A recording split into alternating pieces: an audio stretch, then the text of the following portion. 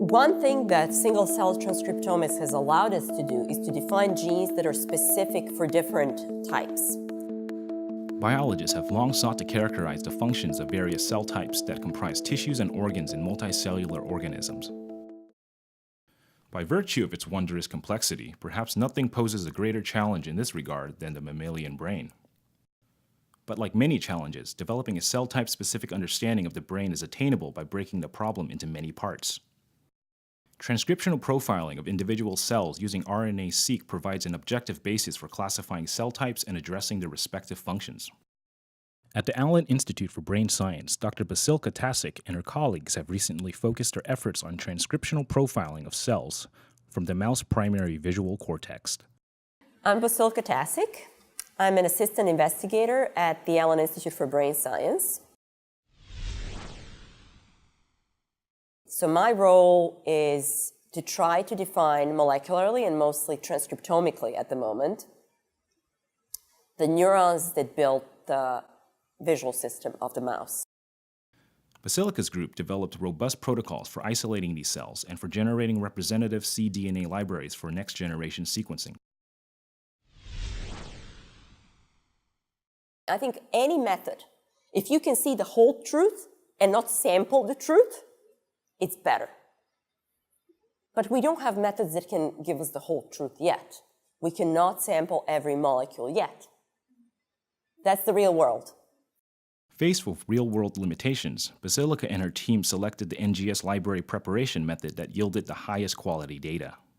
So we used a smarter method that cannot correct also for potential amplification biases because it doesn't have the UMIs.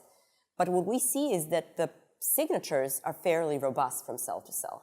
Our data, which comes from dissociated single cells that were taken out of the brain, can be recapitulated at individual genes in cells that are in tissue, in frozen tissue, and have been profiled in that frozen tissue using a different method.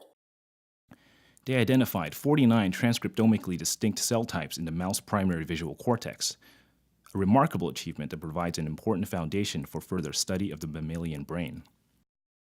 But with single-cell transcriptomics and classification of cells based on single-cell transcriptomics, you can now define genes that are interesting, you can build genetic tools based on those genes, and now you can label very specific groups of cells that ultimately you hope will share the function and will really be the ones that have shared function and together have a specific purpose within the organism.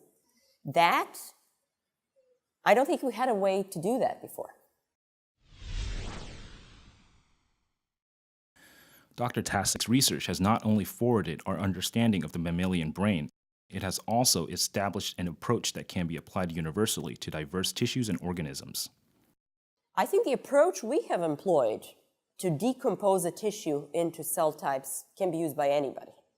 And I think single-cell transcriptomic approach, whether you pursue it in an unbiased manner, meaning you just take all the cells from that tissue and you profile them, or you actually go and you target specific rare types that you're particularly interested in by using genetic tools or by using labels, I think all of those approaches are valid. I think the key is really that the unit of analysis is a single cell.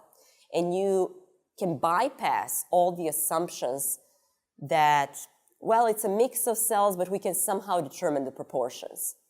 Here, you don't have to think about that. You just profile single cells. And I think it's going to be very powerful for any tissue.